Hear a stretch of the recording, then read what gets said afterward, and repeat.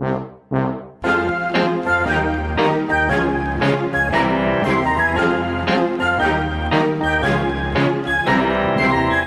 Chris Abbott. My name's Ian Lee. This is a weird moment for all of us because let me read you Chris's requirements, and you see where you want to fit into this little broadcast. Okay. This is Chris Abbott's request. Could you talk about how good Commodore 64 8-bit music was? Now, let's just pause it for a second. Okay, I was a Sinclair Spectrum girl. Were you? Yeah. Were you really? Yeah. So... Wow. You can convince me because, you know, my knowledge goes back to, like, I'm assuming it's that kind of music like they had on Saboteur and stuff like that. Yeah.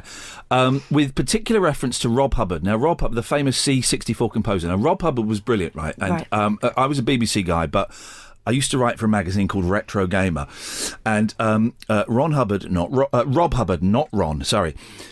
Hubbard, what he could do with the Commodore 64 had an amazing chip. Am I right? It was called the SID chip, Chris Abbott. I think it was called the SID chip.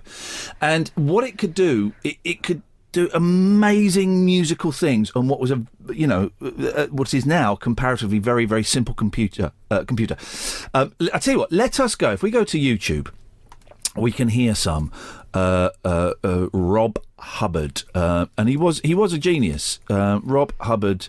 Let's listen to his music from International Karate. Oh, here we go. So let's have a listen to this. This is an advert. We don't want to play the advert. You don't want that. It's all right. I'll cut it. No, don't. No, this is all. There we go. There we go. This is it. This is Rob. Man, this is great. Ooh. Look, see? Incredible.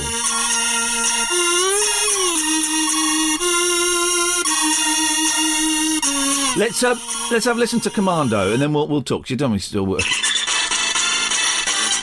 Now, you know, nowadays that sounds a little bit dated, but it's so complex.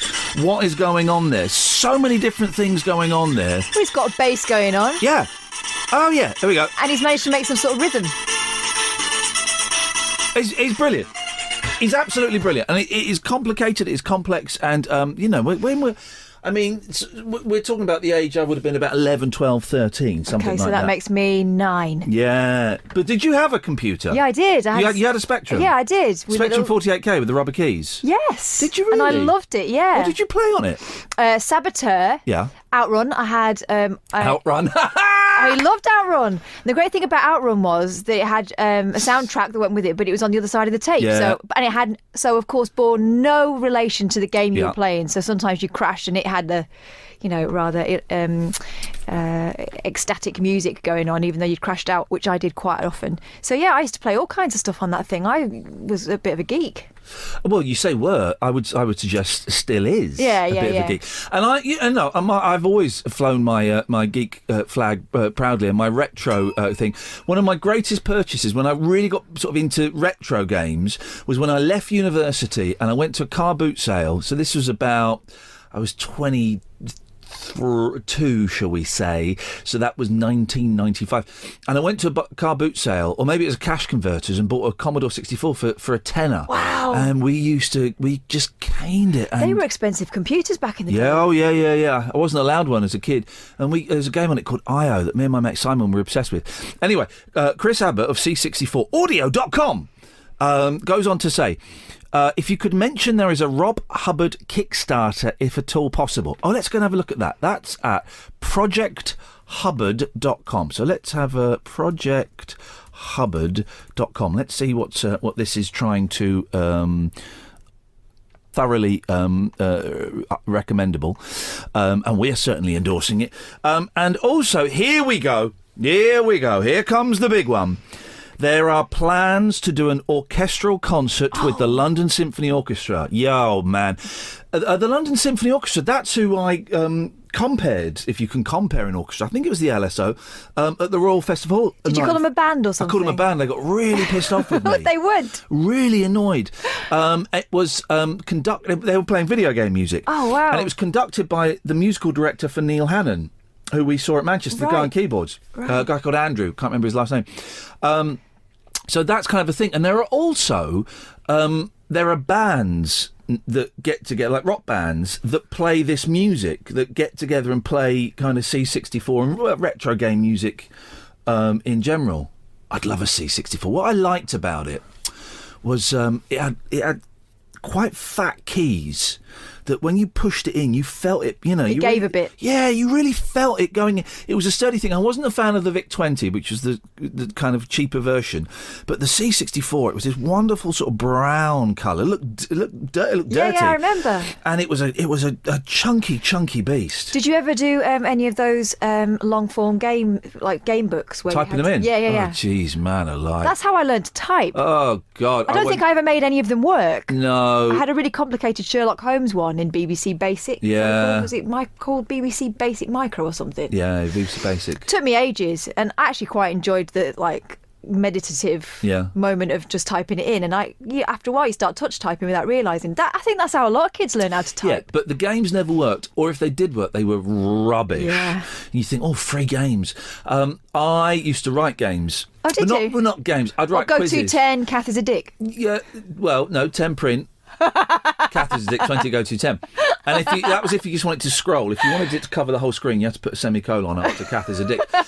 So I would do that, but I would go, because what would happen in the 80s is Saturday morning, Mum would go into Slough, or Mum would go into town, wherever it was you lived, and the kids would get dropped off in Boots or Smiths. And I, at the age of 8, 9, 10, I'd be left in Boots for 2 hours. Isn't that the reason you've got a wonky hip? Yeah. So wonky leg. Why my legs are bandy? Because I'm standing up to demonstrate this, Chris Abbott. I would stand, and because you're there for 2 hours just playing games, I would lean my foot sort of on my leg. Imagine a resting horse. Yeah, and it's why I've got bandy legs.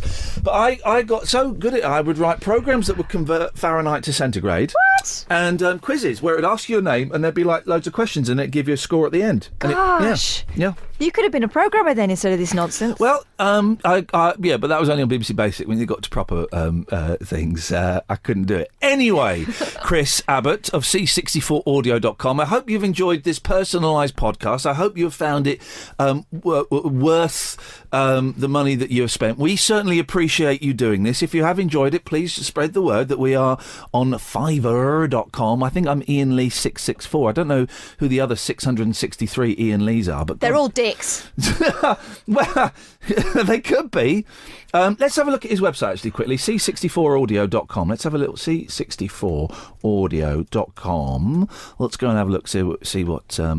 Oh, look at that. Oh, snazzy. He knows what he's we doing. go. Here we go. He progressed beyond basic. Yeah, this is why I stopped, because of people like Chris Abbott. Look at this. Oh, this is stunning, mate. This is live in time, back in time, live bootleg Blu-ray. Hooky. Look at this. This is incredible. Man, your site is awesome. Look, there's the C64. Look at that. Look at that. Oh, look, there's loads of stuff on there. There's loads and loads of stuff. Score books and things, and free stuff.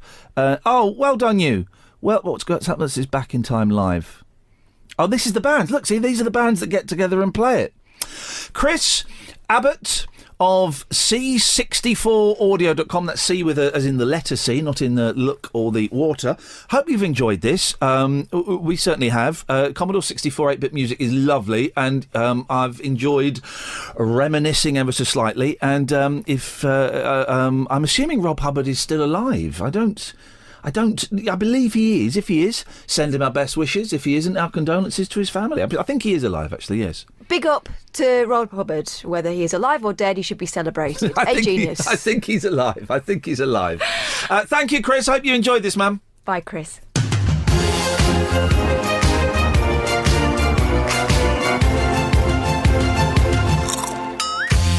It's an Alec production. Me